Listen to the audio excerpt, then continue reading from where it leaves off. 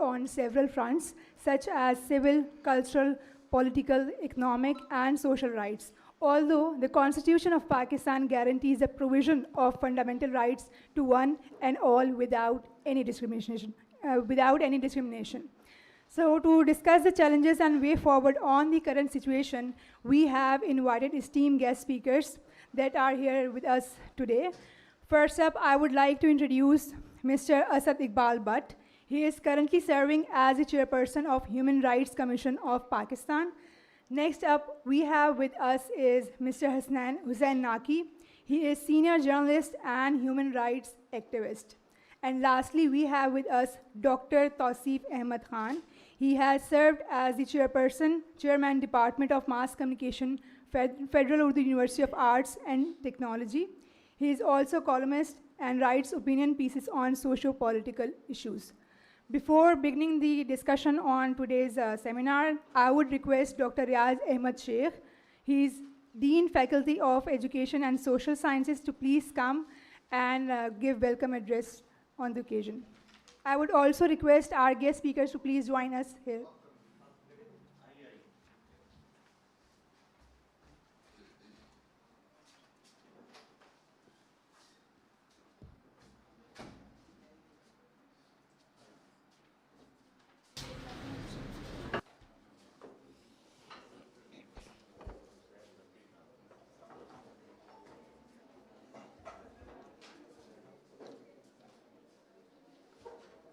Thank you very much.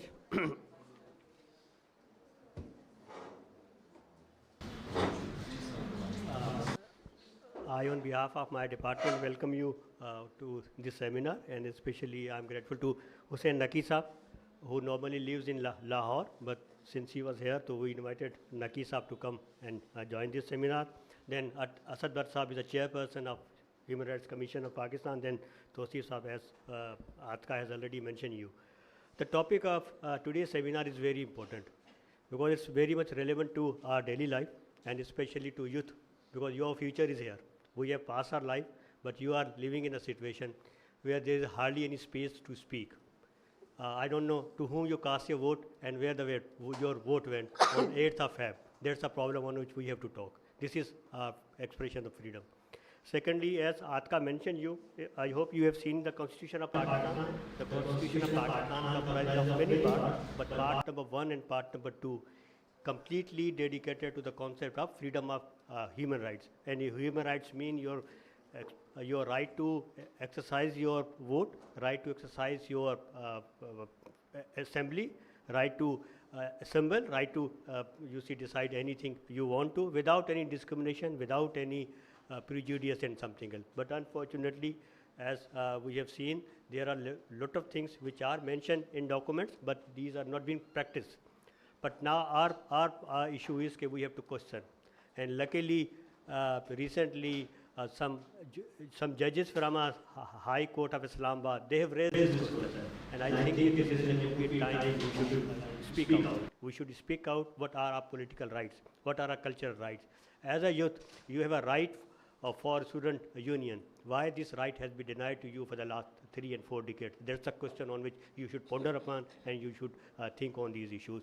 Why there is the issue of missing person. The state is supposed to guarantee the life and safety of the person, but in this country, state itself is involved in the disappearance of the issue. That is the point on which we have to talk about. There are discrimination on the basis of religion. You have seen very recently in Lahore how a girl was targeted because of the one word written on her dress. That was a point on which we have to talk. Why we want to make this society intolerant. As a youth, your future is attached with this. These are the burning questions on which we will learn from our extreme speakers and ultimately those who have given their life for this struggle. And we want people should join this struggle. You should be part of this one and raise question, because without raising question, you will not be able to achieve your rights. Thank you very much for being patient to listen to me.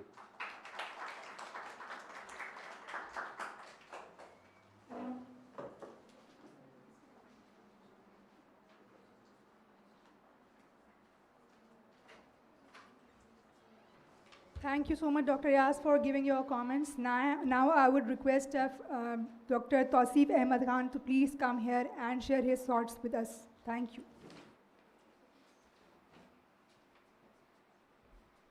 शुक्रिया doctor रियाज, नकी साहब, भट्ट साहब और नौजवान दोस्तों। मेरा शोबा क्योंकि media से है तो मैं मीडिया की सूरत हाल पे कोशिश करूँगा कि कोई बात कर सकूँ।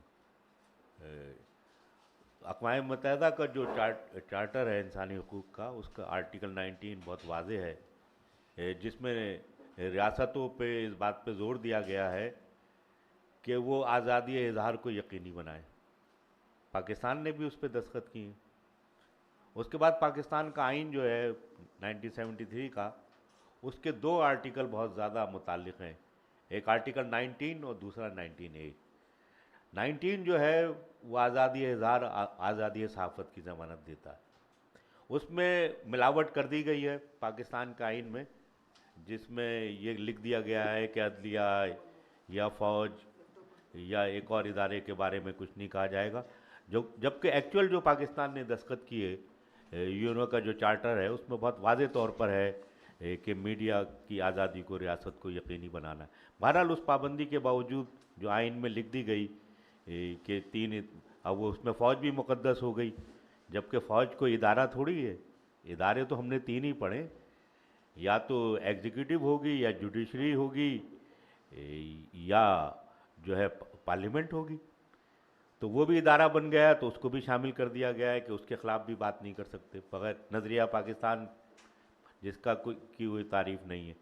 आर्टिकल 19A जो है वो शामिल हुआ और उसकी लिए बड़ी जद्दोजहद है सिविल सोसाइटी की, और सिविल सोसाइटी ने और ह्यूमन राइट्स कमीशन ने 80s से ये कैंपेन चलाई थी कि आवाम को रियासत के बारे में जानने का हक़ है, तो उसके बारे में कानून बनना चाहिए।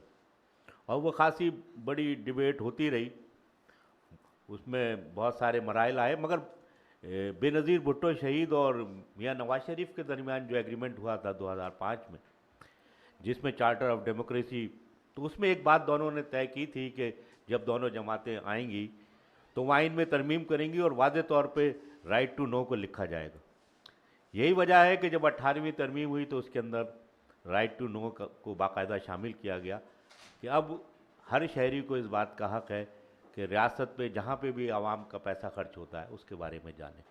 तो उसके बाद कानून साजी हुई, और कानून साजी की सूरत हाल भी मुख्तलिफ रही। जो फेडरल लॉ है उसमें बहुत सारी मिनिस्ट्रीज़ को उससे एग्जाम कर दिया गया कि वो उस दायरे में नहीं आती। मिनिस्ट्री ऑफ डिफेंस नहीं आती, मिनिस्ट्री ऑफ फॉरेन अफेयर्स नहीं आती, वाटर एंड पावर नहीं आती, फाइनेंस नहीं आती, और तो और सुप्रीम कोर्ट, कौमी असम्बली और सेनेट ने भी अपने आप को एग्जाम कर दिया।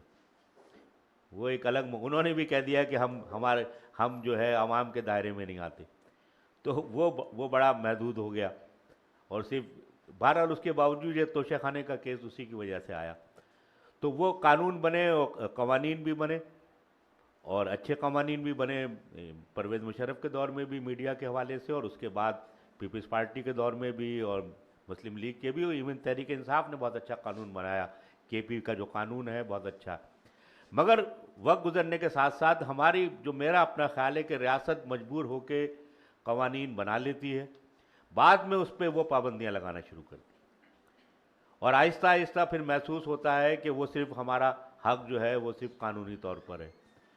तो मीडिया जो है वो इस तरह आज़ाद नहीं था और ना आज़ाद है, और अब ज़्यादा मुश्किल सूरत हाल में है। अगर हम बहुत तवील तारीख़ में ना जाएं, सिर्फ मियाँ नवाज शरीफ के दौर से शुरू करें, तो मीडिया पे जो नया हमला हुआ वो मियाँ नवाज शरीफ के दौर में हुआ, और वो उस वक्त के चीफ जस्टिस साकिब निसार ने किया। पाकिस्तान में जो इश्तिहारात की सनत है उसमें मेन रोल जो है हुकूमत का है, क्योंकि सनतें हमारे यहाँ है नहीं, तो सबसे ज़्यादा जो इश्तिहारात हैं वो गवर्नमेंट देती है और वो आवाम का हक़ होता है। साकिब निसार ने पाबंदी लगा दी कि सरकारी इश्तिहारात बंद कर दिए जाएंगे, और ये हुआ आखिरी दिनों में जब इलेक्शन की तरफ जा रहे थे। तो वो मीडिया पे पहली दफ़ा मईशत पे हमला हुआ।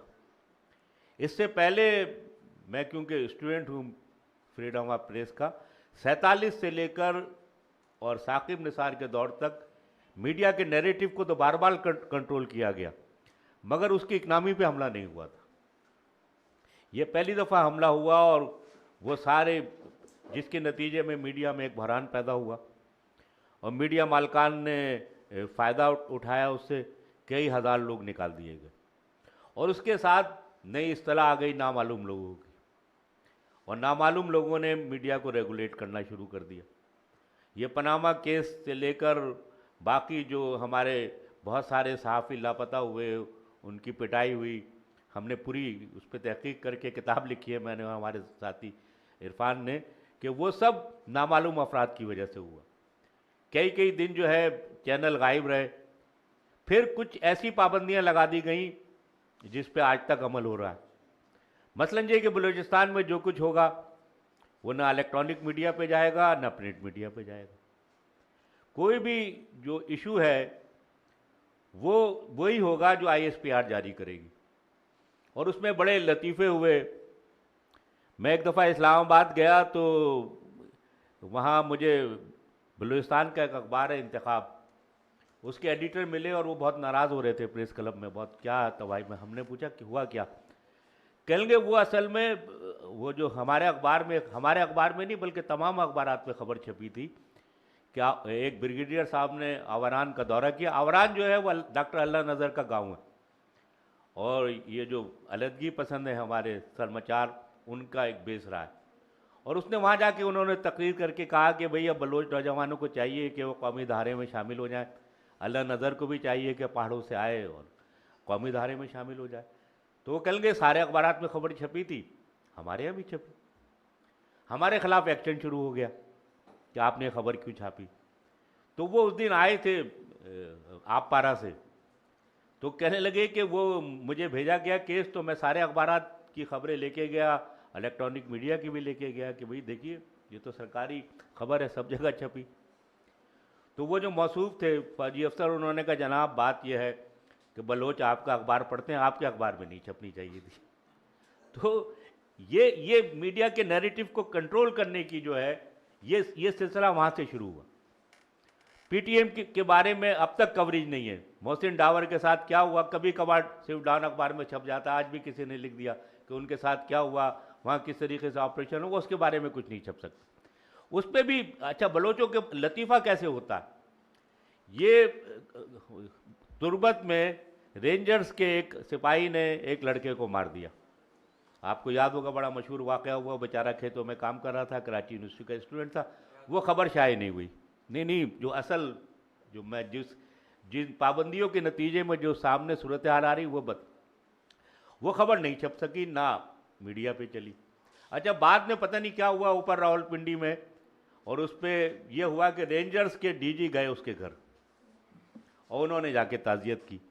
تو اب خبر یہ چھپی کہ رینجرز کے DG نے اس لڑکے کے گھر پہ دورہ کیا اور انہوں نے ان سے تعزیت کی. یہ نہیں چھپی کہ ہوا کیا تھا. تو یہ میں نے جب پروفیشن شروع کیا تھا تو اس وقت بھی سینسر لگا ہوا تھا، اور وہ براہ راست ہم کاپی لے کے جاتے تھے، مگر اس وقت بھی بہت واضح صورتحال تھی. ایک جو ڈائریکٹیو تھی اس کے علاوہ باقی چیزیں چھپ جایا کرتی تھی. مگر اب بہت ہی عجیب و غریب قسم کی صورتحال ہے. یہ ساری صورتحال جو چلی آ رہی، اس کے بعد جب یہ عمران خان کی گورنمنٹ آئی تو انہوں نے فواد چودھری کو مقرر کر دیا. اور فواد چودھری آپ کو پتہ ہے بار بار کہتے تھے کہ اسٹیبلشمنٹ اور ہم ایک پیج میں، تو انہوں نے آتے ہی اعلان کر دیا کہ پرنٹ میڈیا کی تو ضرورت ہی نہیں ہے. اور انہوں نے یہ تک کہہ دیا کہ جو یونیورسٹیز پڑھا رہی ہیں میڈیا ڈپارٹمنٹ کو انہیں بند کر دیا جائے. اس کا نتیجہ یہ ہوا کہ بحران زیادہ شدید ہو گیا. ریاست کی ذمہ داری ہوتی ہے کہ وہ کسی بھی صنعت کو، کسی بھی شعبے کو اگر وہ بحران ہو تو اس کو سپورٹ کرے. اور یہ ہم نے دیکھا ہے 71 ستمبر میں 71 میں یہ ہوا تھا کہ کرنافلی پیپر مل ہے بنگلہ دیش میں، تو وہاں سے نیوز پرنٹ آتا تھا. تو ستمبر میں مجھے یاد ہے کہ وہ نیوز پرنٹ آنا بند ہو گیا، اور پاکستان میں نیوز پرنٹ کا بحران بہت شدید پیدا ہو گیا تھا. اکتوبر نومبر میں 2 صفحے کے یا 4 صفحے کے اخبار نکلے تھے اور بہت بڑا کرائسس آ گیا. مگر جیسے ہی بھٹو صاحب کی حکومت آئی، انہوں نے بالکل پولینڈ سے کاغذ منگوایا اور اشتہارات دیے تو صنعت دوبارہ کریٹ ہو گئی تھی، اور نہ لوگ نکالے گئے بلکہ نئے اخبار بھی نکلے تھے. یہاں پہ الٹا ہوا، تو جس کے نتیجے میں میڈیا کے نیریٹو کو بھی انہوں نے کنٹرول کیا. بہت سارے جو ہے اینکرز پہ پابندی لگی. اچھا وہ تو ہو گیا، عمران خان چلے گئے، اب میاں شہباز شریف کی حکومت آئی. تو ہم میں سے کچھ لوگوں کا خیال یہ تھا کہ اب حالات بہتر ہو جائیں گے، کیونکہ وہ سب ان پابندیوں کے خلاف بات کرتے تھے، تو صورتحال اور زیادہ خراب ہو گئی.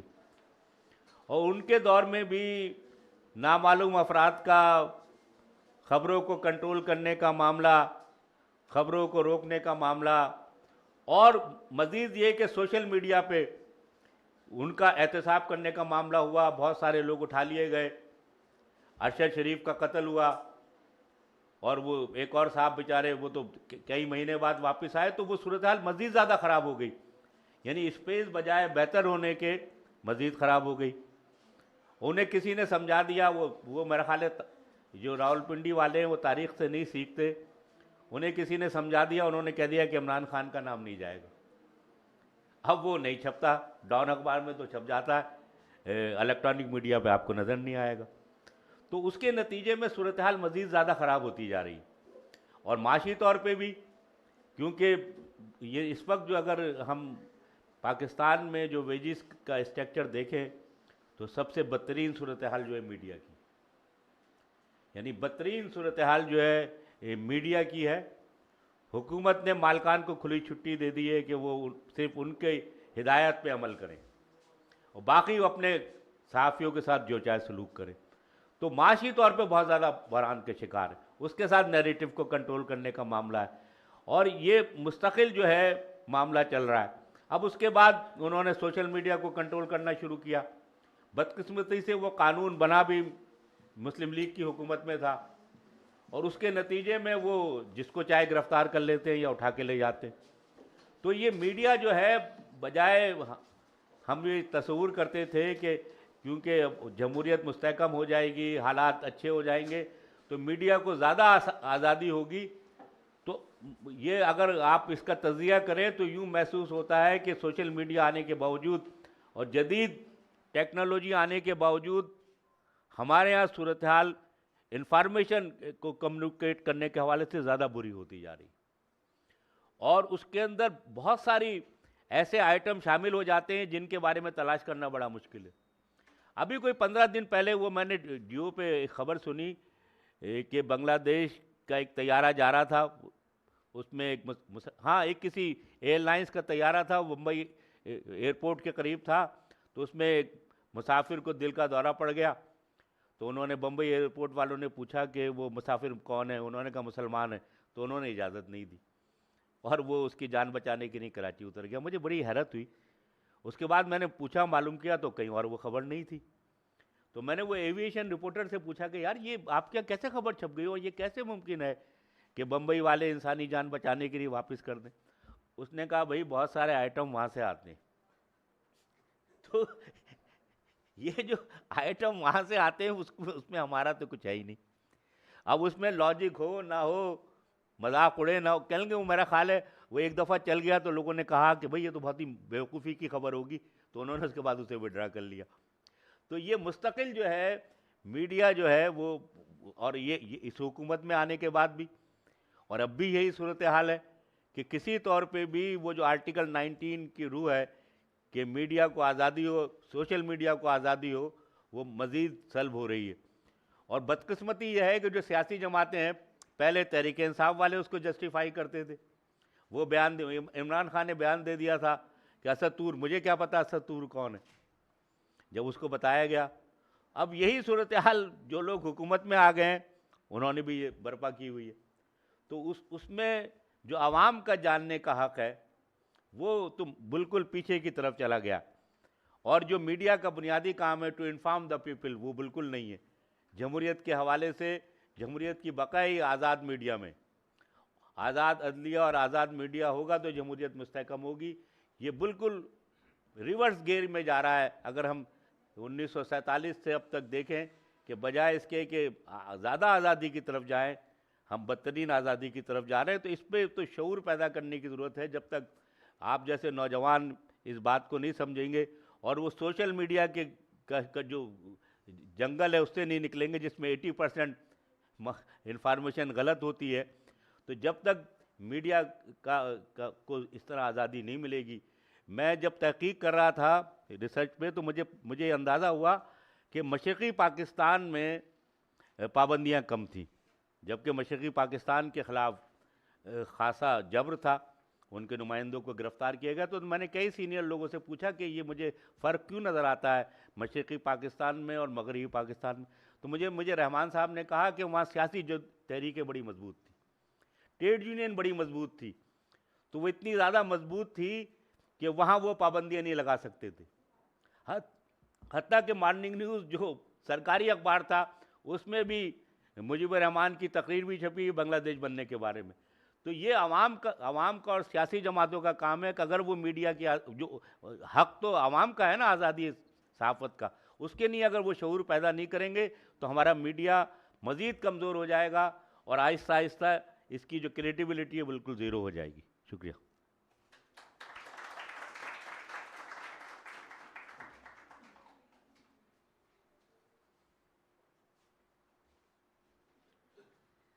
Thank you so much, Dr. Tausi, for enlightening us with how the narrative of media has been controlled through ages.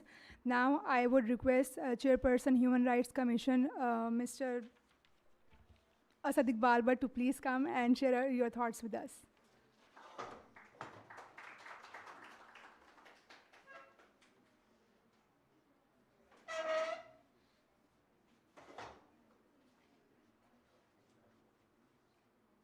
بہت شکریہ.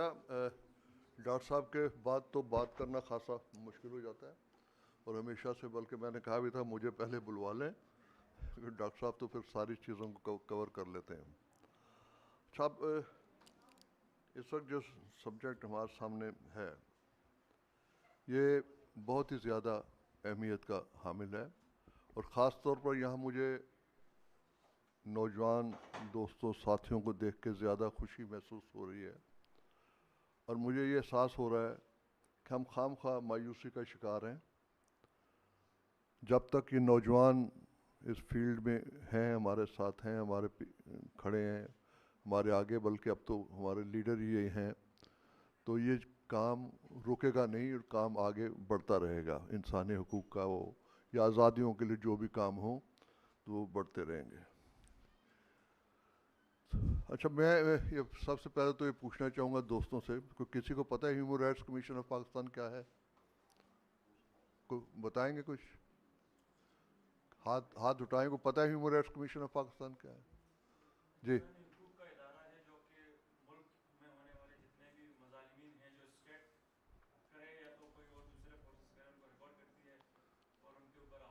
بہت شکریہ. بالکل جی, یہی بات ہے مختصراً اس پہ. اچھا, اب اس وقت صورتحال یہ ہے کہ پاکستان میں ایک لمبے عرصے سے عدم رواداری کی لپیٹ میں ہے اور یہ مرض آہستہ آہستہ بڑی تیزی سے بڑھ رہا ہے اور وہاں تک بھی پہنچ رہا ہے وہ علاقے جو اس سے پہلے اس مرض کا شکار نہیں تھے اور اس سے بچے ہوئے تھے. ان علاقوں اور لوگوں کو بھی غیر محسوس طور پر اپنی گرفت میں لیتا ہوا یہ مرض نظر آتا ہے. لڑکیوں کے بچیوں کے اسکولوں کو دھماکوں سے اڑانا, خواتین کو زبردستی ان کی مرضی کے خلاف ڈرا دھمکا کر تعلیم اور روزگار کے شعبوں سے دور رکھنا, اقلیتی مذہبوں کے افراد کو ملازمتوں کے حصول میں قانونی اور دیگر ذرائع سے رکاوٹ ڈالنا یا روکنا, اور اقلیتی عبادت گاہوں کے ساتھ ساتھ اکثر سنتے ہیں فلاں ڈاکٹر چونکہ فلاں ریلیجس سے تعلق رکھتے تھے ان کو مار دیا گیا, فلاں انجینئر کو قتل کر دیا گیا, فلاں پروفیسر کو قتل کر دیا گیا, اور جن کے کوئی بھی جو مارنے والے قاتل کبھی بھی آج تک سامنے نہیں آئے. یہ اس سے زیادہ خطرناک بات ہے کہ لوگ نہ تو پکڑے جاتے ہیں, نہ کسی پہ آج تک ابھی تک ہمارے ریکارڈ کے مطابق کوئی کیس نہیں بنا اور کسی کے خلاف کوئی سزا نہیں ہوئی. اچھا اس کے بعد اچھا اس پر ظاہر ہے ہماری سول سوسائٹی جو ہے یہ تو بڑے چھوٹی سی ایک وہ ہے کا ہے. مینلی تو یہ کام پولیٹیکل پارٹیز کا ہے جن کے لاکھوں فالوورز ہیں, کروڑوں فالوورز ہیں. یہ ان کا کام ہے کہ وہ اس پر کام کریں, اس کو اپنے ایجنڈوں کا حصہ بنائیں اور لوگوں سے وعدہ کریں. بعد میں عمل کرتے ہیں نہیں کرتے وہ بعد کی بات ہے, وہ پھر ان پہ دباؤ ڈالا جا سکتا ہے جب اپنے منشورز میں پیش کریں گے لوگوں کے سامنے, ہمارے سامنے بھائی ہمارا یہ ٹارگیٹس ہیں, ہم یہ حکومت میں آئیں گے تو اس پہ ہم عمل کریں گے. اس سے بھارت کچھ نہ کچھ لوگوں کو اس بات کی فضا پیدا ہوتی ہے اور وہ اس پہ آگے بڑھتے ہیں. سول سوسائٹی کی آواز تو بڑی معذرت خواہانہ سی اور بڑی کمزور سی آواز ہے, وہ ہم بلند کرتے رہتے ہیں کیونکہ ہمارے پاس نہ تو کوئی فوج ہے نہ ہی کوئی اس قسم کا اختیار ہے کہ ہم پکڑ کے کسی کو سزا دے سکیں. تو یہ ہے کہ ہم اس کو جو بھی زیادتیاں, جو بھی ظلم, جو بھی ہوتے ہیں ان کو یو تک پہنچانا یا باہر دوسرے سوسائٹیز پہ کام کرتی ہیں ان تک پہنچانا اور ان کی مدد حاصل کرنا, یہ ہمارا طریقہ کار رہتا ہے. اب یہ سوچنا یہ ہے کہ کیا ہماری سوسائٹی شروع ہی سے عدم رواداری, تشدد اور غیر جمہوری طرز عمل کا شکار تھی؟ تو سوسائٹی کئی ہوتی ہیں جو شروع ہی سے یہ سب سلسلہ ہوتا ہے جس میں اور یہ بیماری بعد میں پیدا ہوئی اور آہستہ آہستہ ایک تناور درخت بن گئی ہے. اب اس میں اس حد تک یہ صورتحال خوفناک ہو گئی ہے کہ حکومت کا ایک نمائندہ, وفاق کا ایک نمائندہ گورنر سلیمان تاثیر کو اس کی گارڈ جو ہے وہ گولیوں سے نشانہ بنا دیتا ہے کہ جی اس نے بلاس فہمی کی ہے. اب ہمارے سامنے تو نہیں کی, نہ کہیں اس طرح کی اس کی کوئی بات آئی تھی, لیکن انہوں نے اس کو قتل کر دیا. اور قتل کر دیا وہ تو ٹھیک ہے, ایک حادثہ ہو گیا, کسی ایک پاگل نے کر دیا, لیکن اس میں جو ریاست کا رویہ تھا وہ زیادہ خطرناک ہے ہمارے لیے اور اس پہ ہمیں زیادہ غور کرنے اور زیادہ فکر مندی کی ضرورت ہے کہ انہوں نے اس کے سے اس طریقے سے علیحدگی اختیار کر لی جیسے کبھی گورنر کا اس سے واسطہ ہی نہیں تھا, وہ اس ریاست کا حصہ ہی نہیں تھا. وہ بالکل اس سے ایسے الگ ہو کے کھڑے ہو گئے کہ بھائی یہ پتہ نہیں ٹھیک ہے ہو گیا اس نے جو کیا کی. اور نہ صرف یہ بلکہ ایک وزیر داخلہ جو تھے اس وقت کے, جن کے ذمہ لوگوں کے جان و مال کے تحفظ کی ذمہ داری ہے, وہ سٹیٹمنٹ دیتے ہیں کہ اگر میرے سامنے بھی کوئی بلاس فہمی کرے گا تو میں بھی اسے گولی مار دوں گا. نہ تو اس منسٹر کو ہٹایا گیا, نہ اس کے خلاف کسی قسم کی کارروائی کی گئی, نہ اس سے پوچھا گیا کہ بھائی انسان کے بچے تم کیا بات کر رہے ہو, یہ اس طریقے سے کیسے ہو سکتا ہے کہ آپ قانون ہاتھ میں لیں. ٹھیک ہے کسی نے بلاس فہمی کی ہے نہیں کی, یہ عدالت کا کام ہے, وہ دیکھے گی اس نے کچھ کیا ہے یا نہیں کیا, اور وہ اس بات کا فیصلہ کرے گی کہ اس جرم کس حد تک ہے اور اس کی کیا سزا ہونی چاہیے. اسی طرح اور بھی بہت سارے معاملات ہیں. خود ہمارے human rights commission of Pakistan کے ایک بڑے اچھے کارکن, بڑے اچھے رہنما ہمارے راشد رحمان, ملتان میں جو آج تک کیس وہ چل رہا ہے جس کے لیے وہ لڑ رہے تھے, کیس جنید حفیظ کا, اور کوئی سنوائی اس پہ نہیں ہو رہی.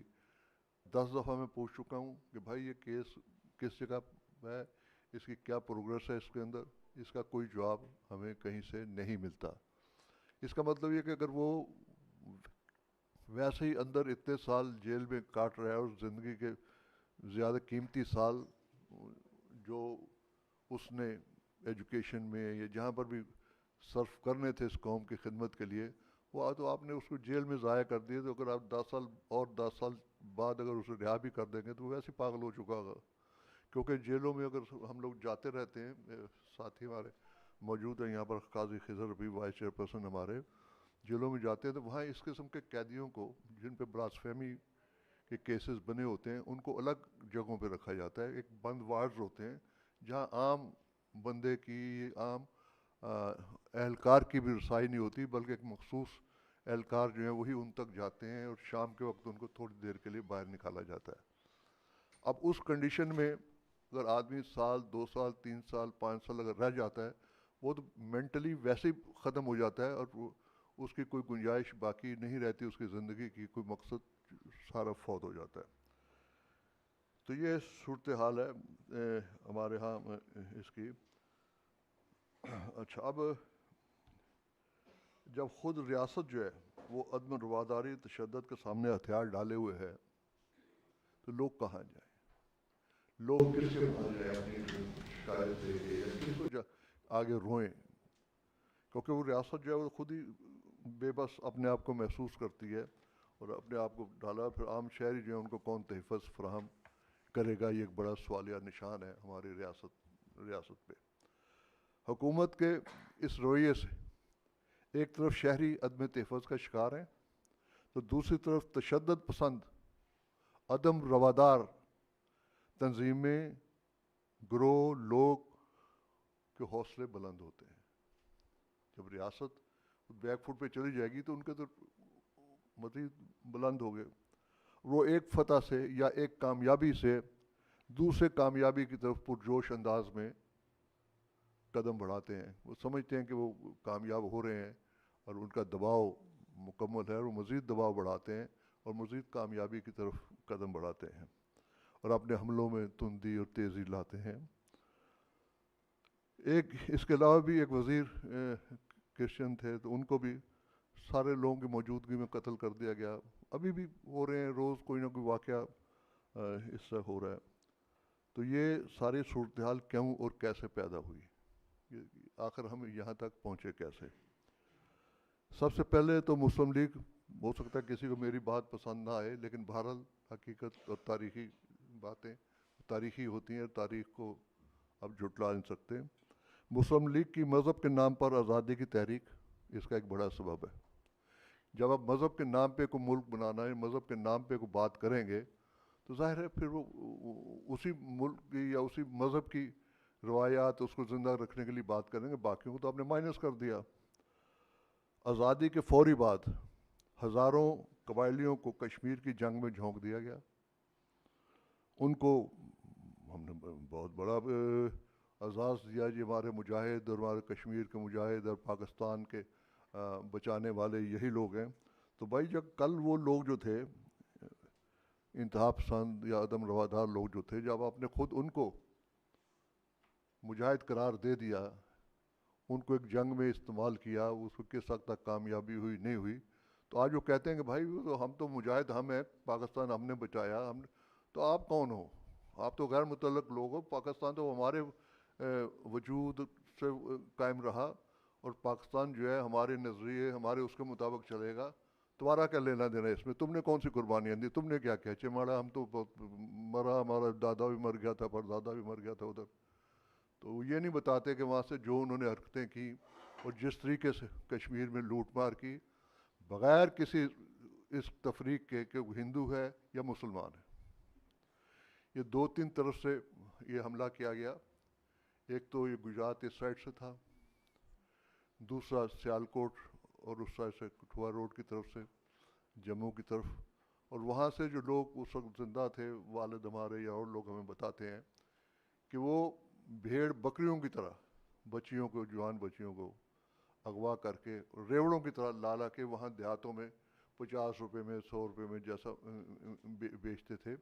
وہ چیخ رہی ہوتی تھی بھائی ہم تو مسلمان ہیں۔ کہا چمارا تم کافر ہے، ادھر رہتا تھا، تم کہے کا مسلمان ہے؟ میں وہ مسلمان خواتین، انہوں نے اس پہ کوئی تخصیص نہیں رکھی کہ مسلمان ہیں یا ہندو ہیں یا کیا ہے، ان کو صرف پیسے بنانے، لوٹ مار، یہی بتایا گیا تھا کہ وہ ہندو ہیں سارے، وہاں پر کافر ہیں، اور تم نے لوٹ مار کر کے تباہ کرنا ہے، فتح کرنا ہے۔ اس طریقے سے یہ سارا سلسلہ چلتا رہا۔ اب یہ انتہا پسندی کی طرف یہ ہمارا پہلا قدم تھا پاکستان بنتے ہی۔ اس کے بعد 1951 میں قرارداد مقاصد کو آئین کا حصہ بنانا، جمہوری پاکستان کو اسلامی جمہوریہ پاکستان قرار دینا۔ تو آپ نے سب کو مائنس کر دیا نا۔ یہ پاکستان کے ملکوں کے مذہب تو نہیں ہوتے بھائی. ایک ملک میں ہر طرح کے لوگ رہتے ہیں, ہر مذہب سے تعلق رکھنے والے لوگ ہوتے ہیں. تو اب اس کو اگر آپ یہ کہہ دیں کہ صرف جمہوریہ پاکستان اور باقی لوگوں کے لیے, تو اسے خود ہی اب لاکھ آئین میں کچھ بھی لکھتے رہیں کرتے رہیں, لیکن عملی طور پہ آپ نے بتا دیا کہ باقی لوگوں کی یا کوئی گنجائش نہیں, بھائی دفعہ ہو جائے یہاں سے, یا پھر ہمارے باج گزار بن کے یہاں پر رہو کر رہنا ہے. تو تمہاری بیٹیاں بھی ہماری ملکیتیں ہیں, تمہاری مائیں بہنیں بھی ہماری ملکیت ہیں, تمہاری زمینیں تمہاری جائیداد بھی ہماری ملکیت ہے. آپ نے ہماری مرضی سے یہ زندگی گزارنی ہے, اور کوئی دوسری بات سننے کے لیے ہم تیار نہیں ہیں. تو یہ اس سے پاکستان کو, انڈیا کو تو پتہ نہیں کوئی نقصان ہوا ہے یا نہیں ہوا, ہمیں تو نہیں لگتا نقصان ہوا. سب سے زیادہ نقصان ہمیں ہوا, پاکستان کا ہوا, یہاں کے شہریوں کا ہوا. کیونکہ زمین پاکستان یا کوئی بھی ملک کسی زمین کے ٹکڑے کا نام نہیں ہوتا, وہاں بسنے والے کروڑوں لوگوں کا نام ہوتا ہے. آپ نے ان کروڑوں لوگوں کو ایک دوسرے کے خلاف متحارب کھڑا کر دیا, تو اس کے بعد آپ تو باہر سے کسی دشمن کی ضرورت نہیں, آپ تو آپ خود ہی لڑ کے آپس میں ذلیل ہو کے مرتے رہیں گے. اب اس کے بعد پھر آ جاتے ہیں, نہ صرف یہی نہیں رکا مسئلہ, اس کے بعد آگے مزید بڑھتا ہے, اور ایک ایسا ملک جو ایک وفاقی ملک تھا اور باقی پروونسز جو تھے وہ اس میں شامل ہوئے, وفاق میں شامل ہو کے ایک ملک بنا. تو اس شرط پہ کہ جب وہ چاہیں گے الگ ہو جائیں گے, جب وہ سمجھتے ہیں کہ وفاق تو اسی طرح ہوتا ہے نا, رشیا میں آپ نے دیکھا کتنی ریاستیں الگ ہوں گی تو رشیا ختم ہو گیا. تو اسی طرح پاکستان کا تھا کہ بھائی یہ ریاستیں ہیں, اور یہ جب چاہیں گے ملکی پروونسز ہے, سندھ ہے, بلوچستان ہے, KPK ہے, پنجاب ہے, یا جو بھی واٹس ایور جتنے بھی ہیں, اگر وہ الگ ہونا چاہیں گے تو ہو جائیں. لیکن اب ہم دیکھتے ہیں بلوچستان میں جو یہ بات کرتے ہیں, چاہے وہ تھوڑے ہیں یا زیادہ, دیکھیے بات آپ آئین کی جب بات کرتے ہیں تو صاحب نے کی, تو اس بات کی اجازت دیتا ہے کہ اپنی بات, اپنی سوچ اور جو بھی آپ بہتر سمجھتے ہیں اپنے لیے اس پہ بات کریں, لوگوں کو اکٹھا کریں, لوگوں میں پریچ کریں اس کی.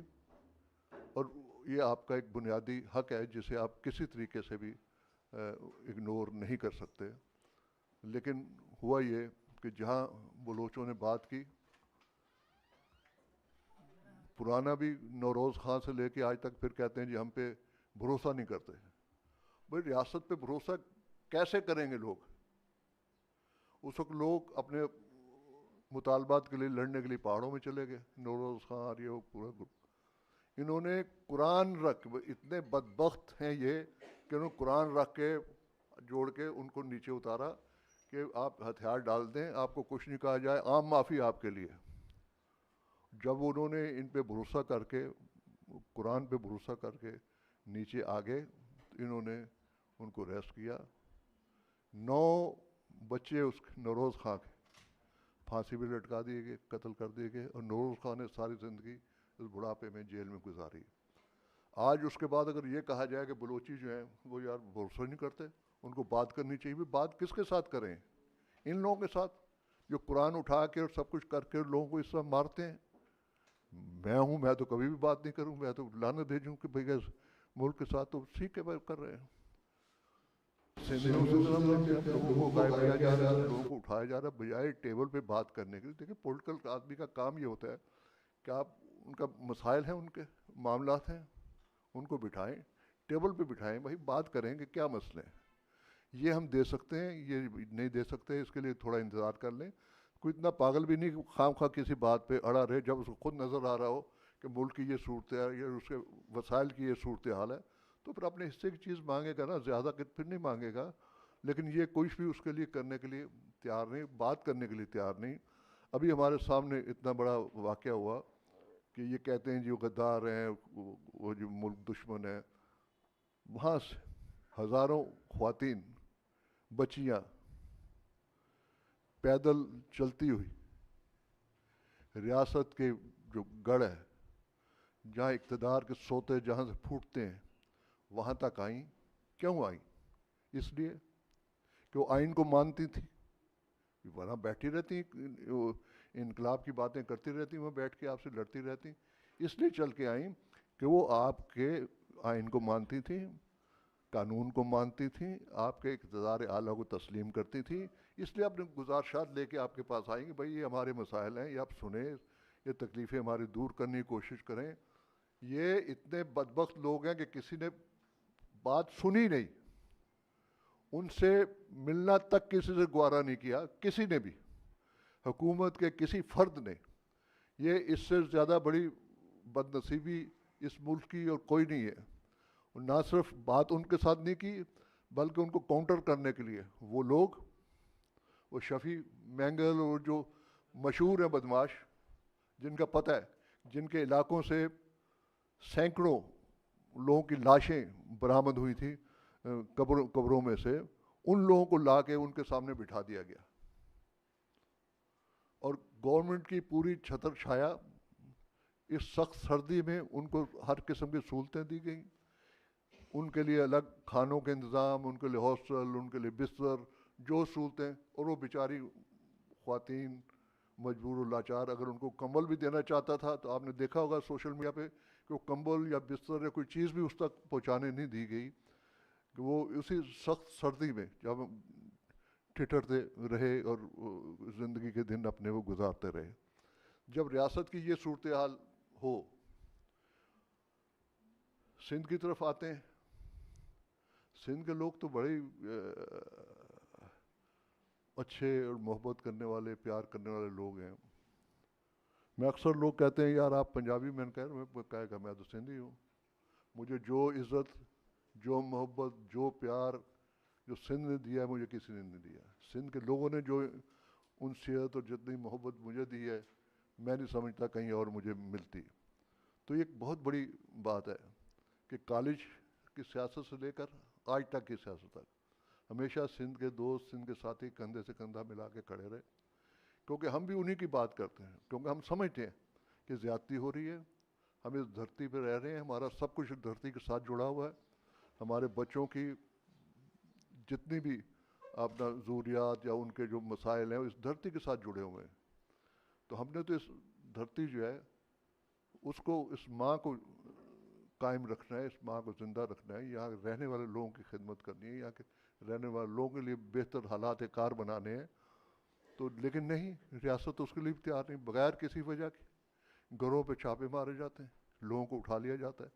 आइन में तो है बहुत कुछ लिखा हुआ कि जी वो यूँ चलेगा, कानून ये है, और कौन से कानून पे अमल हो रहा है? कौन सा कानून आपको इस बात की इजाज़त देता है कि आप किसी के घर में बग़ैर वारंट दिखाए दरवाजे तोड़ के अंदर दाखिल हो, सोते हुए बच्चों को गिरवानों से पकड़ के, पता नहीं को किस हालत में ज़ाहिर सो रही होती हैं ख़वातीन को किस तरह, तो उनको घसीट के उठा के ले जाएं, उनको नंगा सामने खड़ा कर दें दीवारों के साथ लगा के, उनके भाइयों को और बेटों को गायब कर दिया जाए। फिर अब कहते हैं जी हम जमहूरियत पाल रहे हैं यहाँ पर। तो कौन सी जमहूरियत है? किस पे बात करें, किसके पास जाएं? हम करते हैं केसेस जो भी होते हैं हमारे पास, हम उसको जाते हैं। अब ये तफसील में ज़्यादा जाने की ज़रूरत नहीं, इसी चक्कर में 1971 में इसी अदम रवादारी के नतीजे में बंगाल में जो कुछ हुआ, अब उसकी तफसील में जाने की ज़रूरत नहीं, वो तारीख़ का एक हिस्सा है। अदम रवादारी के दूसरे मराहल का आगाज़ जब होता है तो फ़ौज एक मुंतखब हुकूमत का तख्ता उलट देती है। फ़ौज जो है हमारे यहाँ, अब वो डॉक्टर साहब ने नाम नहीं लिया, उसने कहा लोग ऊपर बैठे हुए, तो मेरी आदत बड़ी ख़राब है कि मैं नाम लेता हूँ। ये हमारी अफवाज ज़फ़र मौज जो कुछ इस पाकिस्तान के साथ कर रही है, शायद ही किसी और जगह या किसी और मुल्क दुश्मन ने किया हो। ये सबसे बड़े मुल्क दुश्मन है। पहले हम कहा करते थे, लोग हंसते थे, हमें कहते थे यार एजेंट हैं, ये राक एजेंट हैं, इंडिया के एजेंट हैं, कहीं से पैसे मिलते हैं, अमेरिका कराता है। अब तो लोग कह रहे हैं, अब तो जजेस कह रहे हैं भाई, अब तो और किसी ने क्या कहना है, अब तो आपके सामने जो है जज हैं, वो 6 जज खड़े हुए हाथ जोड़ के अपने लिए इंसाफ मांग रहे हैं कि खुदा के लिए हम पे रहम करो, जो कुछ हमारे साथ कर रहे हो वो ना करो और इंसाफ को कायम रहने दो। क्योंकि देखिए ये बात भी शायद ना उठती, इसमें थोड़ी सी मैं कहूँगा कि मेरी शरारत हुआ ये था, जब ये ख़वातीन वहाँ से मार्च करके आई तो मैं फौरी तौर पे उसी दिन मैं भी पहुँच गया। तो खैर वो जो कुछ हुआ वो एक लंबी कहानी है। दूसरे दिन सुबह हाई कोर्ट में इस पे हेयरिंग थी, तो वहाँ मैं भी पेश हो गया। मैंने कहा जी मैं भी बात करूँगा। वो पहले समझे वकील है, अच्छा वकील साहब। मैंने कहा वकील नहीं हूँ जी, मैं HSCP का लीडर हूँ, मैं इस पर कहा ठीक। और जहाँ बातें की उनके साथ ज़्यादती, ये जो हो रहा था, जो कुछ हुआ, तो उसके बाद एक बात मैंने उनसे की। मैंने कहा बड़ी माजरत के साथ, मैं कोई वकील नहीं हूँ और मैं नहीं जानता कि अदालत के साथ कैसे बात करनी है, तो अगर कोई बात गलत लगे तो पहले से मैं कहने नहीं जी आप बात करें, अब अच्छी बात कर रहे हैं। चलो मैंने कहा जी और सब बातें छोड़ें, मुझे ये बता दें कि लोग ये जो उठाए जाते हैं, लोग ये जो गायब कर दिए जाते हैं गैर कानूनी तौर पर, जब ये कुछ अरसे के बाद वापस आते हैं और अदालत के सामने पेश किए जाते हैं, पिटिशनें लगी होती हैं ज़ाहिर है अदालत के सामने, तो अदालत कहती है अच्छा ठीक है आप आ गए हैं, चलो ठीक है वो फाइल क्लोज। मैं किसी अदालत ने आज तक पूछा है कि भाई तुम कहाँ थे, तुम्हें कौन लोग ले गए थे, वो जो लोग उठा के ले गए थे उनको आपने कभी कटहरे में ला के खड़ा किया, उनको कभी उनको सज़ा दी गई है, कभी उनके बारे में कुछ छोटी मोटी बात भी हो कभी हुई है? तो जब ये नहीं होगा तो फिर ना अदलिया की इज़्ज़त रहेगी, ना किसी और उसकी आपके जो ला और कानून और आइन ये वो किसी की इज़्ज़त नहीं रहेगी। तो उनको काफ़ी वो बुरा भी लगा, मुँह उनका लटक गया कि ये क्या कर दिया। तो उसके बाद फिर ये सिलसिला ये अब ये जो वो उन्होंने कहा जब एक आदमी बात कर सकता है तो भाई हम भी कर सकते हैं, तो उन्होंने किया। चलो जी बड़ा अच्छा। तो अब इसमें अब इसको हल बिल्कुल मैं उसके एंड की तरफ 2-3 बातें हैं, एक आध मिनट की। रवादारी के फ़रोग के लिए सियासी और जमहूरी कल्चर को परवान चढ़ाया जाना चाहिए। लोगों में बहस व मुबाहिसा जारी रखा जाए, जो कि अब ख़त्म हो चुका है। अब तो बंदूकें निकल आई हैं ना, लड़ाई झगड़ा बातचीत तो होती नहीं है। कल्चर सकाफ़त में मौजूद उन चीज़ों को इस्तेमाल किया जाए जो यकसा मज़ाहब मुख्तलिफ़ मज़ाहब में एक जैसी हैं। अमन, प्यार, एहतराम, इंसान दोस्ती का सबक देती हैं, जिसमें समाज की हमारी पुरानी तारीख़ों किरदार ने सबके लिए काबिल कबूल है। हीरोज़ का दर्जा रखते हैं, जैसे सूफिया कराम शोरा हैं, औलिया कराम हैं, संत हैं, ख्वाजा गरीब नवाज हुए, लाल शाहबाज कलंदर हुए, शाह लतीफ़, कबीर दास, मीरा बाई, ये सारे जो हैं ये हिस्सा है हमारे। तो इन पे बात होनी चाहिए ताकि सबको पहुँचे। उसके बाद आज़ादी के हीरो हैं, वो भी तकरीबन हमारे एक जैसे हैं। टीपू सुल्तान शहीद है, झांसी की रानी है, भगत सिंह हैं, या और इस तरह के जितने हैं, उन पे बात हो, उनकी चीज़ों पे लिखा जाए, उन लोगों को बच्चों को पढ़ाया जाए भी ये लोग हमारे आज़ादी के हीरो थे। ये अब इंस्टीट्यूशंस का काम है कि इन चीज़ों को पढ़ाए और आगे बढ़ाए। उसके बाद आ जाते हैं शायर हैं, फैज़ अहमद फैज़ है, दोनों साइड पे उसी मोहब्बत उसी प्यार से पढ़ा जाता है। अल्लामा इकबाल हैं, जगन्नाथ आज़ाद जैसा शायर है, वो सब जगह पढ़ा जाता है, सब जगह उसकी उसी तरह रिस्पेक्ट है। हफीज़ जलंधरी बेशक मुसलमान लेकिन इंडिया से ताल्लुक़ रखते हैं, उसी तरह पाकिस्तान साहिर लुधियानवी साहब हैं जो वहाँ से ताल्लुक़ रखते हैं, या और बहुत सारे शायर हैं ऐसे। तो उन पर बात होनी चाहिए, एक दूसरे से करना चाहिए। मीडिया के ज़रिए ऐसे प्रोग्राम और मौज़ूआत और वाक़यात को ज़्यादा हाईलाइट किया जाना चाहिए जो रवादारी, यगानगत और भाईचारे की मिसाल हों। तालीमी कुतब निसाब में रवादारी, दोस्ती, दूसरे मज़ाहब के लिए एहतराम से मुतल्लक़ मज़ामीन शामिल किए जाने चाहिए, और मौजूदा ऐसी चीज़ें जो अक़लियतों के लिए दिल आज़ारी का बायस बनती हैं और अक़लियतों के हकूक़ की ख़िलाफ़ वर्जी होती है, उनको निकाला जाए। ये है हल जो इसमें थोड़ा सा हम मदद कर सकते हैं। बहुत शुक्रिया आपका, आपने समय खर्च किया।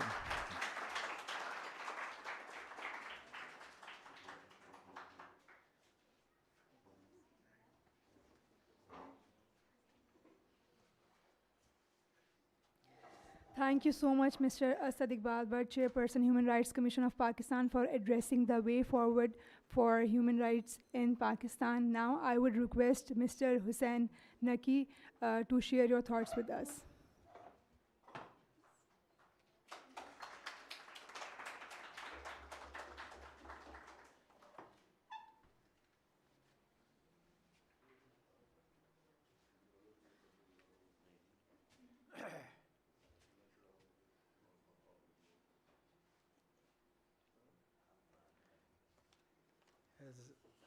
As Riaz Sheikh is started this meeting addressing us in English language, I think, and the topic is also in English. And I have been a multilingual journalist, including English, Urdu, and even Punjabi. I edited the only daily which came out long time ago. So the topic is status of human rights in Pakistan, challenges and way forward. It is very controversial as far as the status of human rights is concerned. But before that, let me introduce myself, because I have been one of the earliest members of teaching staff in an evening school where I used to get 55 rupees per month. And I used to teach both composition as well as poetry and drama, whatever it was. And it was only 55 rupees and 5 periods. And at that time, there were some schools near Maulvi Musafir Khana and one in Nazimabad, where a former student leader had started a private educational institution. So, and subsequently, I was also the president of Karachi University Students' Union. I doubt if there is any students' union in your university. So even the first chief martial law administrator, who also assumed the office of Field Marshal, Ayub Khan, he had not banned Students' Union. That is why much before many of you or even your parents were born, in 1962 I was the president of that Students' Union, 1962 session. So now I think I should, because both of my senior colleagues, my chairperson, as well as a very senior professor and a member of, I think, academics, as well as our council member at Human Rights Commission, Professor Saab, have already introduced you the rights issues in Pakistan. But as I began and I told you that status has been very controversial as far as human rights is concerned. Initially, when Human Rights Commission of Pakistan started operating, in 86 it was founded. In 87 it got registered and it started its activities. At that time, it was considered to be, as far as the common, even literate and very highly educated persons used to tell us that it is a Western agenda. Human rights is a Western agenda. After about a decade, it became an Islamic agenda, and we were told that we were the first to give you human rights, and of course, as a Muslim, and although from a sect which was also declared, and I have been traveling from Lahore to Gilgit, and at many places I used to be tickled by the slogan, Shia Kafir hai. So, fortunately or unfortunately, I was not only born in a Shia family, but I was also educated at the Shia College, Lucknow. And fortunately, I was a scholarship winner every year in Diniyat, because we used to be taught Diniyat, and it was also when I was for some days, rather a few weeks, a student of Aligarh Muslim University. I was born in 36. I was 10 years old when the first elections were held, and I consider that they were the only fair elections in which Muslims had participated, because it was limited franchise, and unless you were educated or you were paying income tax or land revenue, you did not have that right to vote in 1946 elections. And that is why at the very start, in Pakistan, we actually, as students also, we had started a campaign that it should be adult franchise. Everybody should have a right to vote, including male and females, which was also the demand to which Quaid-e-Azam subscribed. Although it is from his book that I can quote, although he said here he has talked about curbs on press in the military rule days, but it was in the very first year of Pakistan's existence. The first newspaper that was banned was Mr. Z.A. Sulehri's Karachi Times, and Quaid-e-Azam was still alive. And if you have in your library, it must be there, Professor Ishtiaq Ahmed's book on Jinnah, you will find about the changing views, even so much so that Quaid-e-Azam talked about framing of the constitution, but he had said that we have to wait, because I have been attracting voters by different slogans, with different slogans at different times. So various segments of society have been attracted to the establishment of the slogan of establishment of Pakistan for different reasons.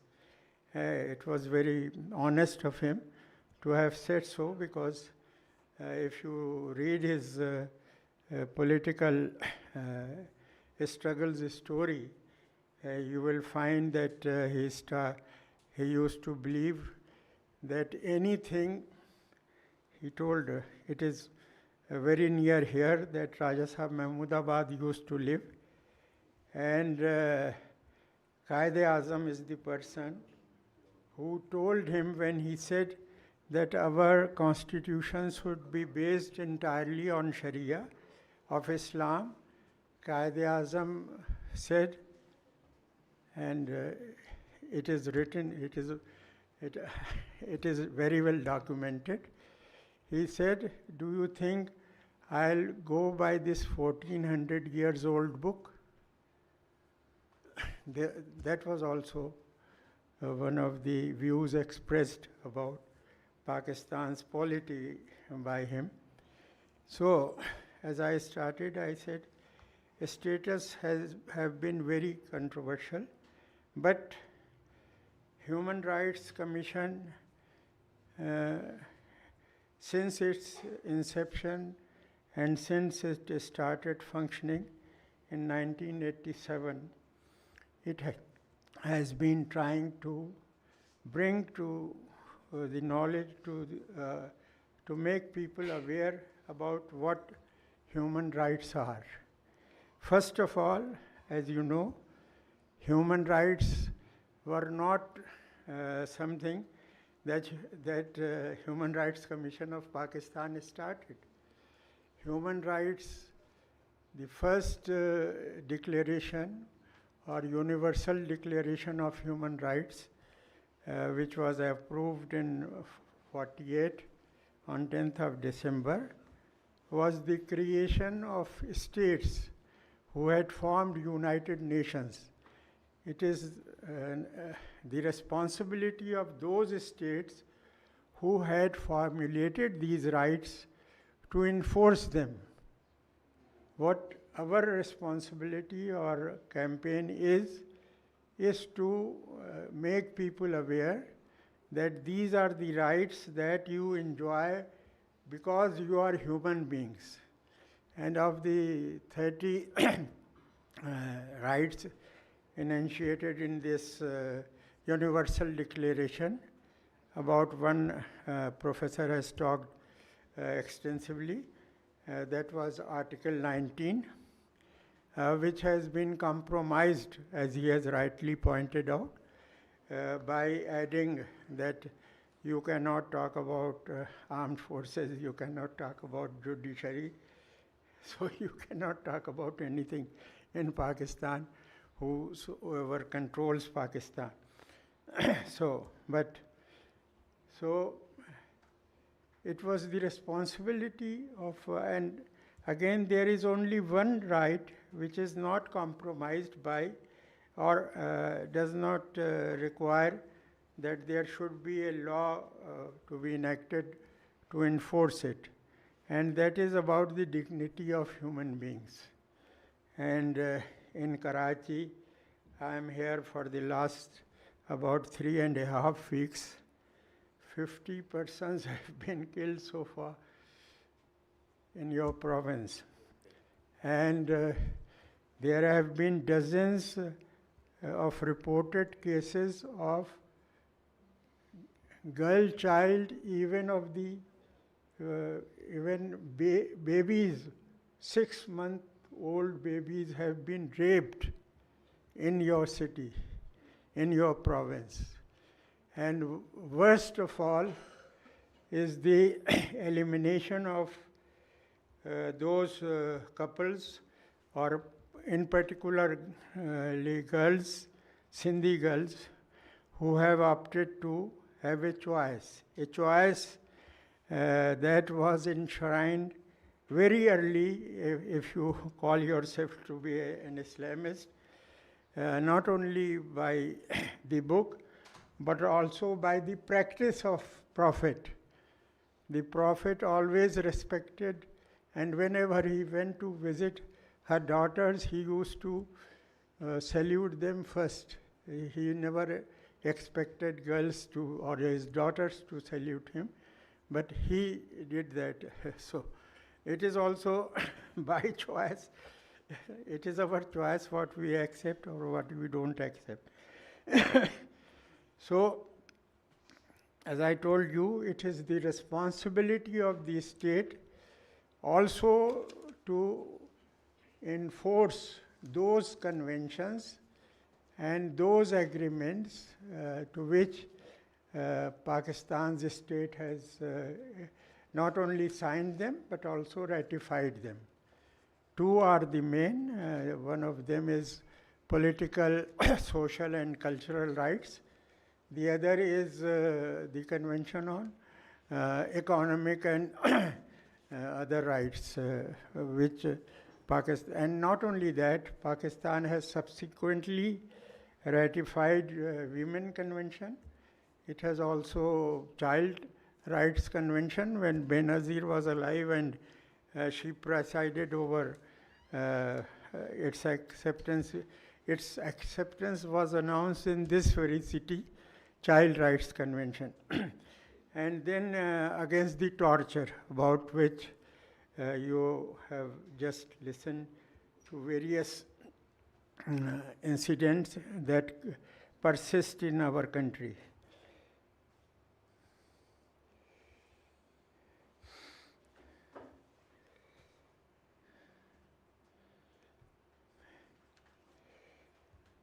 So,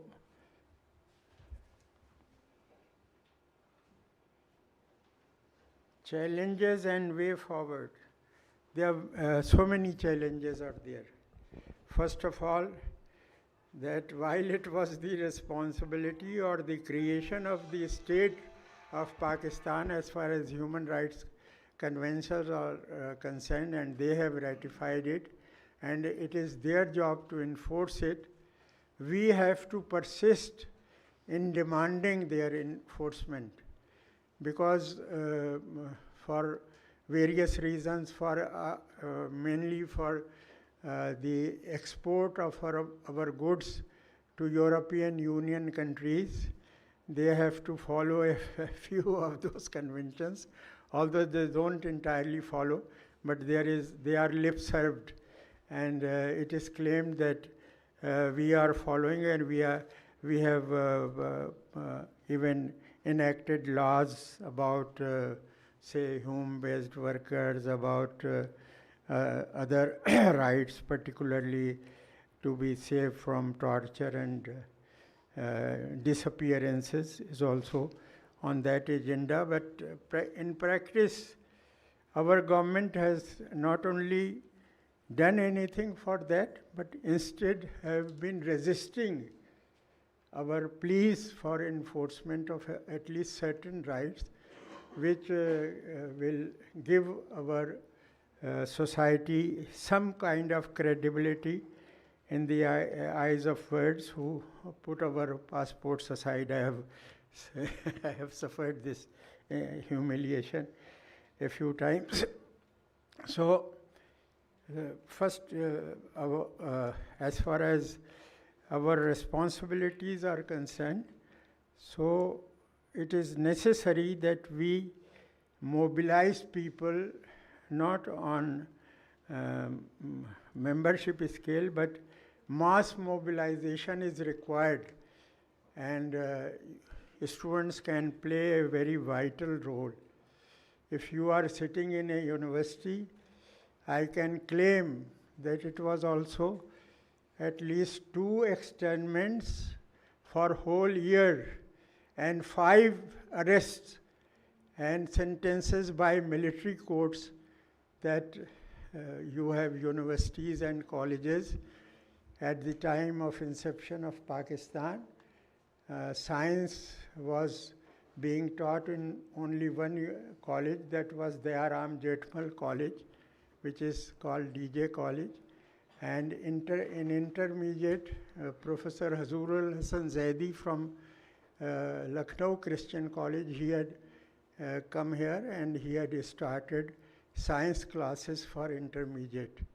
There was the University of Karachi was established in a occupied middle school, which was near civil hospital, and it was taken over. Similarly, SM College captured, because I was a student of DJ College, I can tell you that they had captured our premises. Law College was also established in DJ's building, as well as SM College for graduation. And one of my colleague, a student leader, my junior as well, Miraj Muhammad Khan, was amongst those who had led that capture against our college's premises. So it is definitely, if we had a students' union all along, I think we would have been able to train many more honest, hard-working legislators who would be aware of. I can tell you, because I've been reporting Parliament, I've been reporting West Pakistan Assembly for more than a decade, and I also represented a Sindhi paper, Ibrat, because when we were thrown out from here because of Anjam's strike, I had to stay for a year in Hyderabad. I was transferred to that place, and from there we were also thrown out by Commissioner Masroor Hassan Khan Sahab. And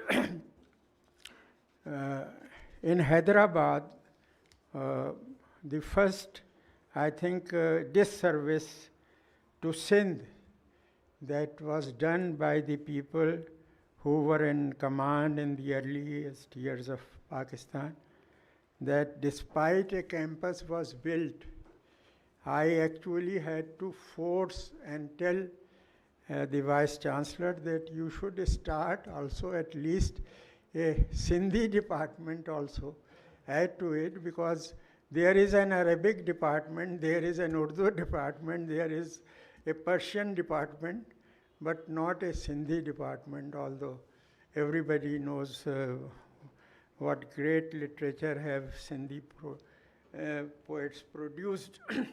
So all I'll be staying into a different area, but I think it is our duty, not only as human rights activists, but also as citizens of Pakistan, that those who are deprived of, have been deprived of their right to education, because this university caters only, must be catering only to those parents who can afford your annual fees. In our times, we did not allow the government to raise the fees from 14 rupees to 18. And the university, I think, produced a lot of good stuff. But presently, I think it will be very useful if you take the message of human rights, to which the government has agreed to follow and to enforce and to implement those conventions. If we can succeed in getting at least a couple of them, which are very, at the moment, essential, I think. One is to prevent states' lawlessness in making youth disappear from it is not only in Balochistan, even in Punjab, youth have been disappeared. Maybe they have a different ideology, but they have it is not only there, it is in frontier, it is in Punjab, it is also, of course, in Balochistan. So, first of all, we should struggle. I think we have to prioritize. Our chairperson has also mentioned that the disappearance should be stopped, or there should be a mobilization of the masses to overthrow, to fight against this military rule. If we could fight against Ayub Khan's dictatorship and subsequently Ziaul Haq's dictatorship as journalist, I think the student community, and particularly those who do not have to depend on teaching evening classes, but have enough to, I think all of you get 3 meals, not 2, not 1. I used to get even 1 meal. If I can do it, I think all of you can do it. And if I can survive in my 88th year, you will also be able to survive. Thank you.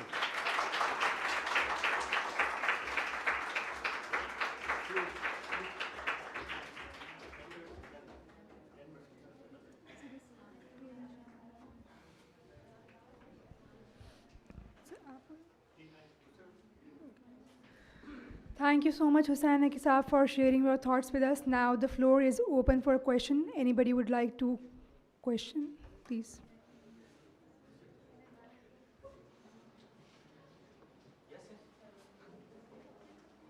Assalamu alaikum.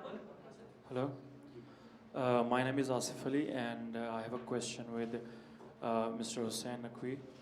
Sir, you mentioned that we have to be pursuing the government to take actions against the injustices happening in the country. My question is that the Prime Minister of Pakistan himself says that मैं ऊपर वाली कुव्वतों से बात करूंगा किसी मसले को हल करने के लिए. So where should we go? Should we go to the Prime Minister or the government or the deep state that we are talking about?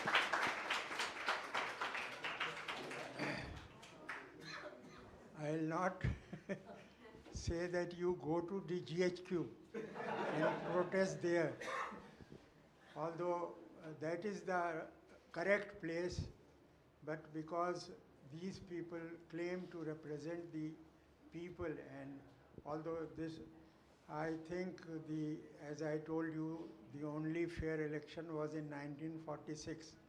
So I've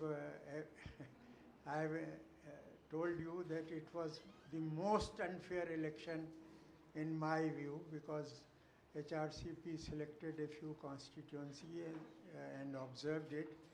It is a false, I think, result which has brought this government. That is why it is so weak.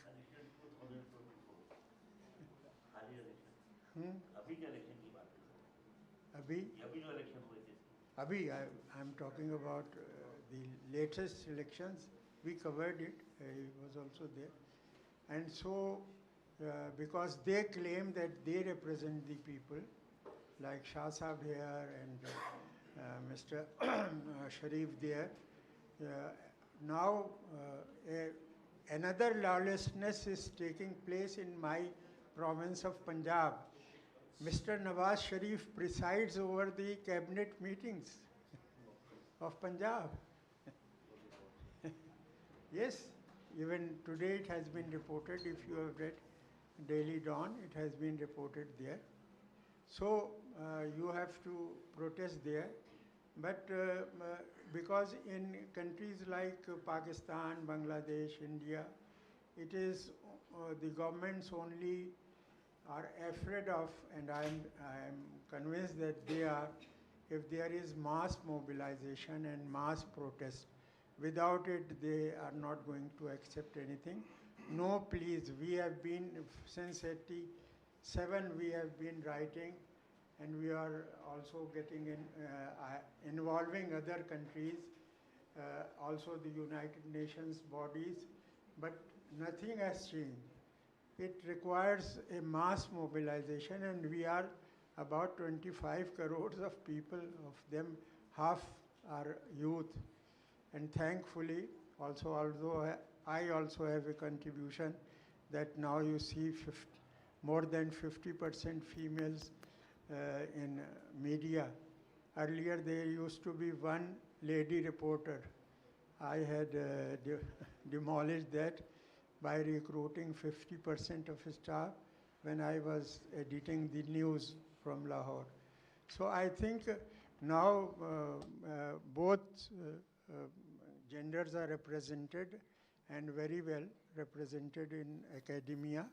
So you should start this struggle, because otherwise now it is not possible that you will be giving citizenship in other countries, as was the case in early in 60s.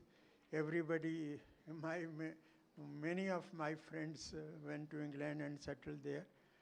And now no country is going to accept, and particularly from youth coming from Pakistan. You see, about more than 8,000 of our citizens have drowned in this Gulf area, and while moving towards Australia.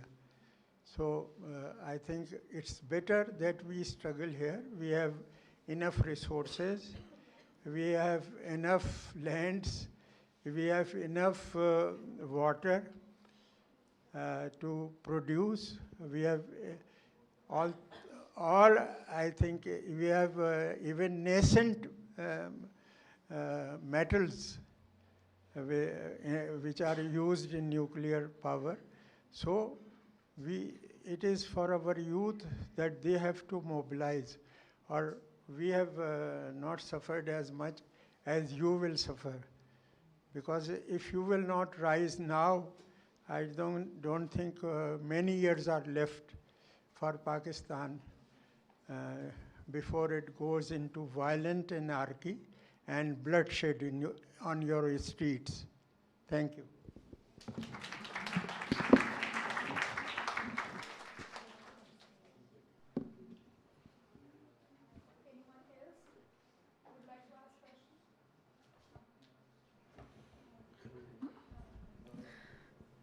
नकीर साहब से जो सवाल हुआ तो उसका एक बड़ा ही मुख्तसर